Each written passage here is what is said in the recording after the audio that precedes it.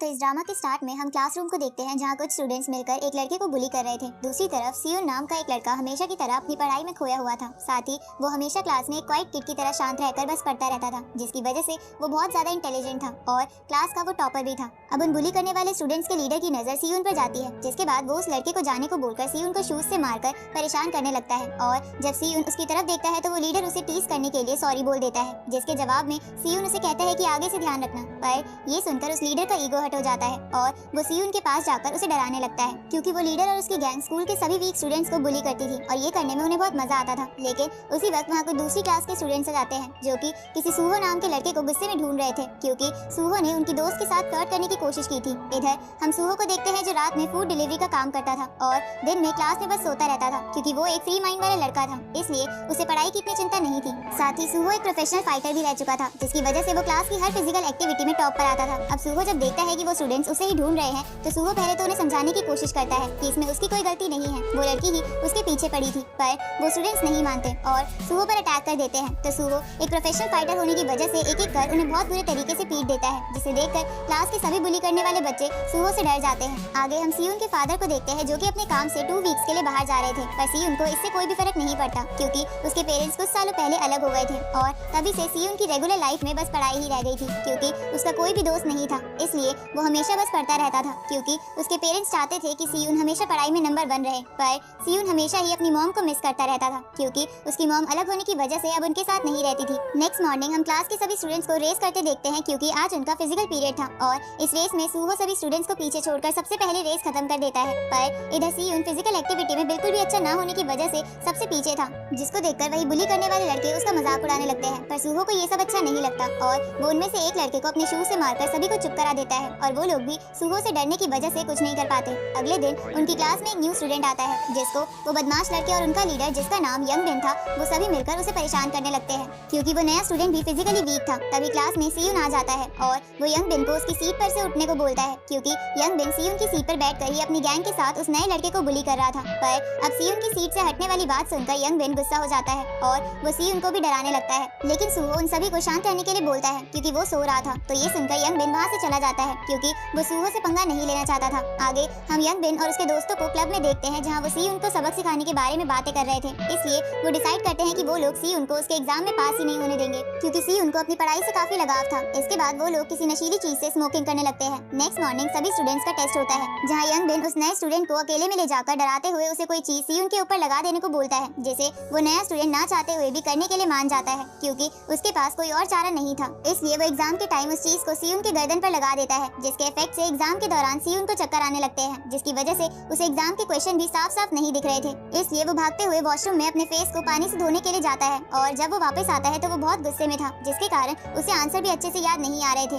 तभी उसे अपनी गर्दन पर वो चीज मिल जाती है और वो समझ जाता है कि ये किसका काम है। इसलिए सियोन पहली बार अपने ऊपर से कंट्रोल खोकर गुस्से में यंग बिन और उसके साथियों की तरफ बढ़ता है, जहाँ वो सबसे पहले अपने माइंड में मैथमेटिकल इक्वेशन सोचते हुए यंग बिन के दोस्त में एक पेन घुसा देता है, ताकि वो बीच में ना आए। जिसके बाद सियोन एक बुक उठाकर न्यूटन के लॉस को याद करते हुए फोर्स के साथ उस बुक की मदद से यंग बिन को पीटने लगता है, जिसके कारण यंग बिन बेहोश हो जाता है। पर सियोन तो आज यंग बिन को जान से मारना चाहता था, पर तभी सूहो बीच में आकर सियोन को पीछे फेंक देता है। तो सियोन एक चेयर को उठाकर सूहो पर भी अटैक करता है, क्योंकि उस चीज पर ऐसा ड्रग लगा हुआ था जो अगर किसी को दिया जाए तो वो गुस्से में पागल हो जाता है। अब उसी वक्त वहाँ उनकी टीचर आ जाती है, जिसको देखकर सियोन शांत हो जाता है। जिसके बाद उसकी टीचर सियोन को हॉस्पिटल में यंग बिन को सॉरी बोलने के लिए लेकर आती है, पर वहाँ यंग बिन की मॉम सियोन पर बहुत गुस्सा होने लगती है और वो सियोन को जुवेनाइल सेंटर भेजने की बात करती है। तो सियोन यंग बिन के बैग को खोलकर उस ड्रग्स के पैकेट को दिखाते हुए सारी सच्चाई बता देता है, जिसकी वजह से यंग बिन को सियोन पर बहुत गुस्सा आता है, क्योंकि उसकी मॉम को ड्रग के बारे में कुछ नहीं पता था और अब वो उस पर गुस्सा कर रही थी। नेक्स्ट मॉर्निंग जब सियोन क्लास में पढ़ाई कर रहा था तो यंग बिन के दोनों दोस्त आकर सियोन को धमकी देते हुए बोलते हैं कि तुम हमसे क्लास के बाद अकेले में मिलना। ये सुनकर सियोन बोलता है कि तुम्हें जो भी काम है अभी कर लेते हैं। इसके बाद सियोन उन दोनों को बाथरूम में ले जाता है और बाथरूम का डोर लॉक करके अपना पेन निकालकर एक साइको किलर की तरह उन्हें देखने लगता है, जिसकी वजह से वो दोनों बहुत डर जाते हैं। साथ ही ये भी समझ जाते हैं कि सियोन अब उन्हें मार भी सकता है। अब उनके चेहरे पर डर देखकर सियोन वहाँ से चला जाता है, जहाँ सियोन को ऐसा जाता देखकर सारी क्लास सियोन से बहुत इम्प्रेस हो जाती है। आगे वो नया स्टूडेंट सियोन से माफी मांगने की कोशिश करता है, क्योंकि उसने बुली स्टूडेंट्स के कहने पर सियोन की गर्दन पर वो ड्रग चिट लगाई थी, पर सियोन उसे माफ नहीं करता, जिसकी वजह से उस नए स्टूडेंट को गिल्टी महसूस होने लगता है। इस तरफ यंग बिन एक बंदे को सियोन को मारने के लिए हायर करता है, जिससे यंग बिन ड्रग्स लिया करता था, क्योंकि वो उसका कजन था। आगे हम स्कूल कैंटीन को देखते हैं, जहाँ सियोन सूहो के साथ लंच कर रहा था, जहाँ वो अपने बिहेवियर के लिए उसे सॉरी भी बोलता है। जिसके बाद वो आपस में बातें करने लगते हैं, लेकिन बातें करते वक्त सियुन एक बार भी नहीं मुस्कुराता क्योंकि वो मुस्कुराना भूल गया था। इधर सभी बच्चे इन दोनों को साथ में देखकर हैरान थे क्योंकि सियुन पहली बार किसी के साथ बात कर रहा था। इसके बाद सियुन जब क्लास से बाहर आता है तो यंग बेन और वो बंदा अपने दोस्तों के साथ सियुन का रास्ता रोक लेते हैं, जिसके बाद वो उसे एक पंच करते हुए उसे अपने साथ कहीं लेकर चले जाते हैं। पर ये सब वो नया स्टूडेंट देख लेता है और सुहो को जाकर सब कुछ बता देता है। साथ ही वो सियुन की हेल्प करने के लिए भी बोलता है, जिसके लिए सुहो पहले तो नहीं मानता क्योंकि सियुन उसका कोई दोस्त नहीं था और उन्होंने बस साथ में लंच किया था। पर जब वो नया लड़का उसे सियुन की हेल्प के बदले पैसे ऑफर करता है तो सुहो इसके लिए तुरंत ही मान जाता है, जिसके बाद वो दोनों सुहो के स्कूटर में बैठकर सियुन को ढूंढने लगते हैं। दूसरी तरफ हम सियुन को देखते हैं जिसे वो सभी बंदे एक सुनसान जगह पर लेकर आ गए थे, जहाँ शुरू में तो सियुन अपनी इक्वेशंस और नॉलेज को इस्तेमाल करके उन सभी को पीटने लगता है, पर थोड़ी ही देर में वो सब मिलकर उस पर भारी पड़ने लगते हैं। पर तभी वहाँ सुहो आकर सियुन को बचा लेता है, जिसके बाद वो बंदा जिसे यंग बेन ने हायर किया था उसके और सुहो के बीच फाइट होने लगती है और इसी बीच यंग बेन और उसके दोस्त सियुन का हाथ तोड़ने की कोशिश करते हैं ताकि सियुन कभी पढ़ ना सके। पर तभी वो नया लड़का आकर सियुन को बचा लेता है। इधर सुहो ने भी उस बंदे को पीट दिया था, जिसके बाद वो अपने गैंग के साथ वहाँ से चला जाता है। इसके बाद सुहो उस नए स्टूडेंट और सियुन को एक रेस्टोरेंट में खाना खाने के लिए चलने को बोलता है, पर सियुन के ट्यूशंस थे इसलिए वो नहीं मान रहा था। पर सुहो उसे किसी तरह मना लेता है, जिसकी वजह से सियुन आज पहली बार अपनी क्लास को मिस करता है। इसके बाद वो सभी रेस्टोरेंट में आ जाते हैं, जहाँ वो सभी बहुत बातें करते हैं और साथ मिलकर खाना खाते हैं, जहाँ खाने का बिल वो नया लड़का देता है क्योंकि वो एक अमीर फैमिली से था और उसके फादर एक पॉलिटिशियन थे। इधर सियुन जिंदगी में पहली बार इन दोनों के साथ रहकर अच्छा महसूस कर रहा था, जिसका मतलब सियुन की लाइफ में अब चेंजेस आना शुरू हो चुके हैं। अब धीरे धीरे वो तीनों साथ घूमने लगते हैं, जिसकी वजह से अब वो अच्छे दोस्त बन गए थे। इधर वो बंदा जिसको सुहो ने पीटा था उसका बॉस जिसका नाम गिल्सू था वो भी उसे बहुत मारता है क्योंकि वो एक बच्चे से हार कर आया था। इधर सियुन जब एक स्टोर में था तब उसे वहाँ एक लड़की मिलती है जो उसी गैंग की मेंबर थी जिसे यंग बेन ने सियुन को पीटने के लिए हायर किया था। अब बाहर बारिश शुरू हो जाती है और उस लड़की के पास अम्ब्रेला ना होने के कारण सियुन को उसे उसके घर तक छोड़ने के लिए जाना पड़ता है, जहाँ रास्ते में वो दोनों एक रेस्टोरेंट में भी जाते हैं, जहाँ वो लड़की सियुन के फोन में जबरदस्ती अपना नंबर सेव कर देती है क्योंकि असल में वो लड़की दिल की बुरी नहीं थी और उसे सियुन अपने टाइप का लग रहा था। इसके बाद हम नेक्स्ट मॉर्निंग में क्लास को देखते हैं, जहाँ यंग बेन सियुन को अकेले में बात करने के लिए चलने को बोलता है, जहाँ सुहो और वो नया लड़का भी सियुन के साथ आ जाते हैं। जिसके बाद यंग बेन सियुन के सामने झुकते हुए उससे रिक्वेस्ट करने लगता है कि वो उसके मॉम को जाकर झूठ बोल दे कि वो ड्रग्स उसका नहीं था, क्योंकि यंग बेन की मॉम उसे बोर्डिंग स्कूल में भेजने वाली थी जहाँ वो नहीं जाना चाहता था। तो ये सब सुनकर सियुन उसके लिए मान जाता है, लेकिन यंग बेन उनसे झूठ बोलकर उन सभी को एक सुनसान जगह लेकर आ जाता है, जहाँ पहले से ही वो ड्रग्स वाला बंदा और उसका बॉस और उसके आदमी खड़े थे। साथ ही वहाँ वो लड़की भी होती है जिसकी लास्ट नाइट सियुन ने हेल्प की थी। अब वो बॉस सुहो को बोलता है कि अगर तुमने मुझे 3 दिन में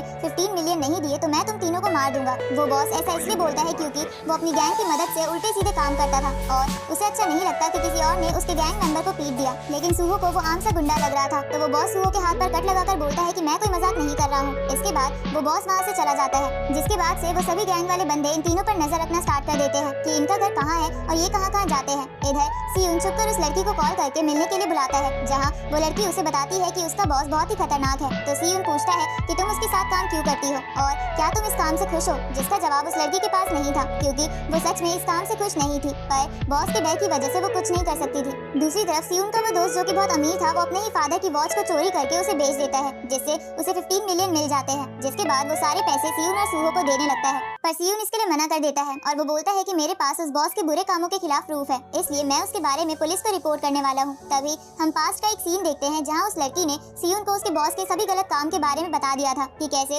वो नकली पैसे कमाने वाली ऐप से बच्चों के द्वारा सबका पैसा लूटता है और वो कैसे सबको ड्रग्स देकर उन्हें उसकी आदत लगवा देता है और वो कैसे बच्चों की स्मगलिंग करता है। प्रेजेंट में सुहो सियुन से बोलता है कि सिर्फ फोटो से पुलिस विश्वास नहीं करेगी, हमें उन्हें रंगे हाथों पकड़ना होगा। इसके बाद वो प्लान बनाने लगते हैं, जहाँ सुहो बॉस के अड्डे के बारे में पता लगाएगा और सियुन वहाँ पुलिस को लेकर आएगा। अब सुहो उस लीडर के पास जाकर उसे उसके सारे काले कारनामों के बारे में बता देता है और वो उससे कहता है कि मुझे तुम्हारे सारे गलत काम पता चल गए हैं, इसलिए चलो तुम्हारे ऑफिस में चलकर बात करते हैं, क्योंकि मैं भी तुम्हारे बिजनेस में इंटरेस्टेड हूँ और मैं तुम्हारे बिजनेस को बढ़ा सकता हूँ, क्योंकि स्कूल में सब बच्चे मुझसे डरते हैं। ये सुनकर वो बॉस इसके लिए मान जाता है और वो सुहो के साथ कार में चला जाता है, जिसके बाद सियुन पुलिस को बुलाने के लिए भागता है और वो दूसरा लड़का सुहो के पीछे चला जाता है ताकि वो समय आने पर सुहो की मदद कर सके। इधर हम सुहो को देखते हैं जो कि अपने वॉच की हेल्प से सियुन को अपनी लोकेशन बता देता है, जिसके बाद वो सभी उस अड्डे के अंदर आ जाते हैं, जहाँ वो बॉस सुहो को मारते मारते अधमरा कर देता है क्योंकि उसे अपने गैंग मेंबर से पता चल गया था कि सूहो उसे धोखा दे रहा है और थोड़ी देर में इस अड्डे पर पुलिस आने वाली है। उसी वक्त वो तीसरा दोस्त भी सूहो को ढूंढते ढूंढते वहाँ आ जाता है, पर वो बॉस उसे भी पकड़ लेता है। जिसके बाद जब सियोन पुलिस को लेकर वहाँ आता है तो वहाँ कोई नहीं था, क्योंकि बॉस सभी प्रूफ्स और सभी लोगों के साथ वहाँ से निकल गया था, जिसकी वजह से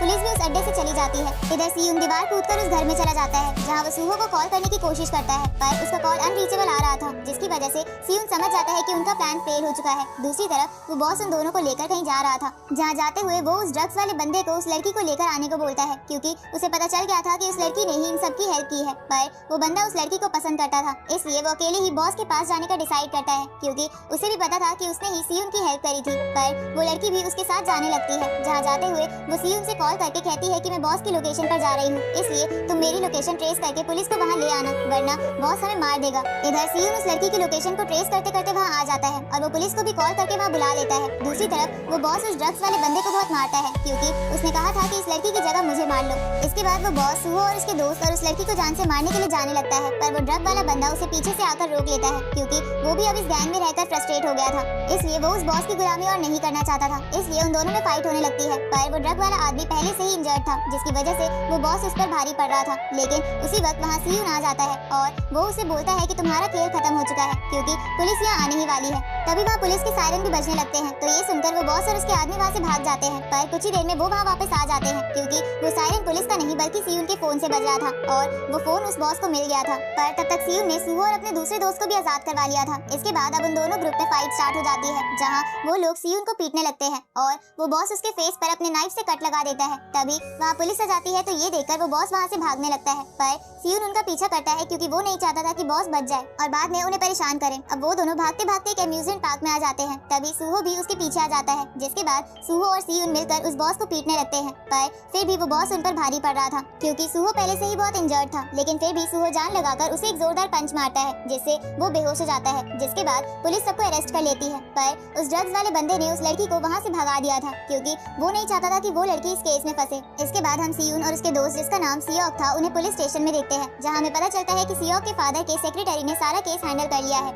और उसने केस में से सियोन और उसके दोस्तों का नाम भी हटवा दिया था, क्योंकि सियोक के फादर एक पॉलिटिशियन थे और उनके बेटे का किसी केस में नाम आने की वजह से उनकी इमेज खराब हो सकती थी। अब सियोन वहाँ से चला जाता है। इधर हम सूहो को देखते हैं, जहाँ वो इंजर्ड होने के कारण हॉस्पिटल में एडमिट था, पर वो लड़की सियोन के साथ सूहो से मिलने आती है और वो वहीं सूहो के साथ हॉस्पिटल में रुकने का डिसाइड करती है। उसी रात सियोन सूहो और उस लड़की के लिए खाना लेकर आता है, जिसे देखकर सूहो हैरान हो जाता है, क्योंकि उसने आज तक सियोन को लेट नाइट बाहर निकलते और किसी की ऐसी केयर करते हुए नहीं देखा था। तभी सियोन पहली बार जोर जोर से हंसने लगता है, क्योंकि उसने इतने सालों बाद पढ़ाई के अलावा एक एडवेंचर किया था और अब तो उसके दोस्त भी बन गए थे। दूसरी तरफ हम सियोक और उसके फादर को देखते हैं, जहाँ वो सियोक को उसके कपड़े उतारकर उसे पीटने लगते हैं, क्योंकि उसने उनकी वॉच चुराई थी और वो सियोक को बिल्कुल भी पसंद नहीं करते थे, और इसका रीजन आपको नेक्स्ट पार्ट में पता चल जाएगा।